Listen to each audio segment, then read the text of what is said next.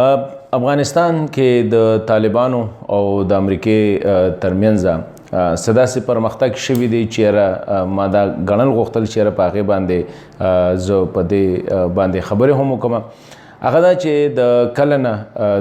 په افغانستان کندهار صوبه کې چې کومه خونړۍ پیښه شوې وه چې په کومه کې عبدالرازق اچکزی کوم چې ویل کېدل چې لکه انتهایي د طالبانو دپاره یو راک غر په شانتې ولاړو، د هغه د شهادت نه پس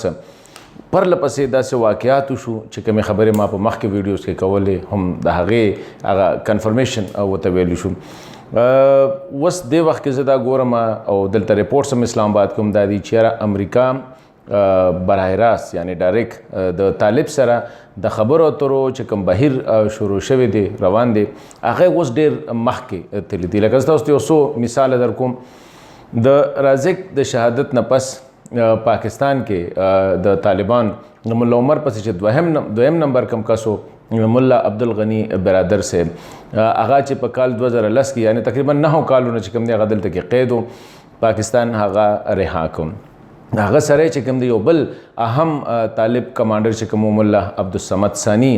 چې د طالبانو د فاینانس د سیکشن چې کوم دی د هغه مشر هغه هم رها کړ، دوی رها کړل. دینه پس یو بل اهم ډیولپمنٹ دا و چې په قطر کې د طالبانو چې کوم دفتر نو په دې باندې به د طالبانو ډیر زیات هغوی به پې ریلای کول نه او هغوی امریکې ته ویلي چې په کال 2014 کې چې کوم اهم طالب کمانډران یا لیډران چې کومو د ګنټنامو بین اخلاص کړي شو او بیا په قطر کې هغوی په خپلو کور کې نظربندو چې دا مونږ د دې ټیم حصه کو اله به زمونږ ټیم چې کوم دی مضبوطیږي ځکه چې ستانکزی صاحب شو یا نور چې کومو دوی هغه همره حیثیت نه لره. نو امریکای اوس خود به امریکای مخالفت کو، اوس امریکای هغه مخالفت پرېښود او هغه 15 کسان چې په هغې کې ډېر اهم کمانډر لکه ملا محمد فضل صاحب دا هغه کس دی چې د امریکای د طالبانو د فوجي څانګې چې کوم دی مشر پاتې شوی دی بیا په جیل کې دیم خوشې کړی شو. دې سره چې کوم دی ملا خیر الله خیرخوا صاحب چې دا د هرات گورنر ډېر سینیر طالب رهنما و، دې سره چې کوم دی عبدالحق واسق صاحب دا د هغوی د انټیلیجنس چیف پاتې شوی دی او ملا نور الله نوري صاحب چې دا د ملا عمر خصوصي سلاکار پاتې شوی دی او محمد نبی صاحب دا د هغوی د کمیونیکیشن یعنی د مطبوعاتو مشر پاتې شوی. څېړنکار وایي چې د دې 15 کسانو د راتلو سره اوس د دې نه دا پته لګي چې د طالبانو د خبرو ټیم وس مکمل شو. هغوی غوښتل د امریکې سره خبرو دپاره چې دا کسان تاسو دا زموږ اصلي خلک هم دغه دی. نو اوس د طالب ټیم چې کوم دی ډېر هغه ټیم راغی چې په هغې کې دغه ملیټري څانګه هم راغله، سینیر کسان هم پکې راغلل او دا هغه کسان دي چې د دوی په اصل رسوخ باندې هیچ چاته اعتراض نشته. دا په طالبانو کې هم اصل رسوخ لري،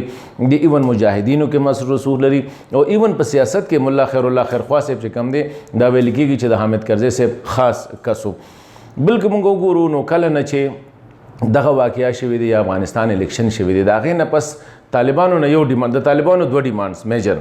چې یو زمونږ کسان تاسو رها سینیر لیډرشپ هغه خو تقریبا پوره شو. دویمه خبره دا ده چې موږ ته یو داسې آزاده علاقه لکه کندهار دوی یادو چې فری زون هغې باندې خبرې روانې دي. کوم میجر هارډل چې هلته کې و د طالب په نظر کې هغه عبدالرازق اچکزی و، هغه د حکومت په وینا باندې دا پوسټ نه پرېښود نو هغه چې کوم دی په دغه واقعه کې شهید شو، هغه لارم دوی ته خالی شوله. طالب نه غټ ډیمانډ دا و چې ته به چې کوم دی اوس دا نورې حملې یا ښارونه اخیستل هغه به نه کې. نو تاسو وکتل چې د غزني نه په شانتې یا د کندوز په شانتې بغلان په شانتې غټې غټې واقعات چې کوم دی اوس طالبان هغه شی پرېښودو. اوس د داعش چې کوم دی د یو څو واقعات د بده قسمته وشوې نو دې نه دا پته لګي چې دواړه دې وخت کې امریکا او طالب چې کوم دی بالکل براه راست لګیا دي. اسلام آباد بیس سورسز دا وی چې د دې خبرې نه لا پاکستان هم ته بهر ساتلی دی او ایون افغان ګورنمنټ چې کوم دی هغه هم ته بهر دی. اوس پورې د دوی 2 راوند شوي دي، نیکسټ راوند چې کوم دی پروبیبلی د روانه میاشت کې به وی کېږي د طالب او دغه سره هغې به ډېر اهمي ځکه چې امریکې یو بل اعتراض تاسو ته پته چې 13 ځل کله په ماسکو کې کانفرنس کې د افغان ګورنمنټ هم د طالب په شمولیت اعتراض کو، امریکې هم کو. اوس دغه ته به طالب زی الریډي هغوی کنفرم کړی ده هغې باندې نه امریکې ته اعتراض دی نه افغان ګورنمنټ ته او نه پاکستان ته. مطلب دا دی چې اوس ډېره پورې لار وشول او انشاءالله خدای دی وکړي چې دا کوم طریقې سره روان دي او ډیر پازیټیولی اوس دا روان میټینګ چې په کوم کېږي ویل کېږي د نومبر په اخیری هفته کې یا د دسمبر په فرست 2 ویکس کې چې کوم دی هغه به بیا ډیر فیصله کون میټینګ په هغه کې کېدی شي د طالب دپاره په افغانستان کې د فری زون خبره هم وشي.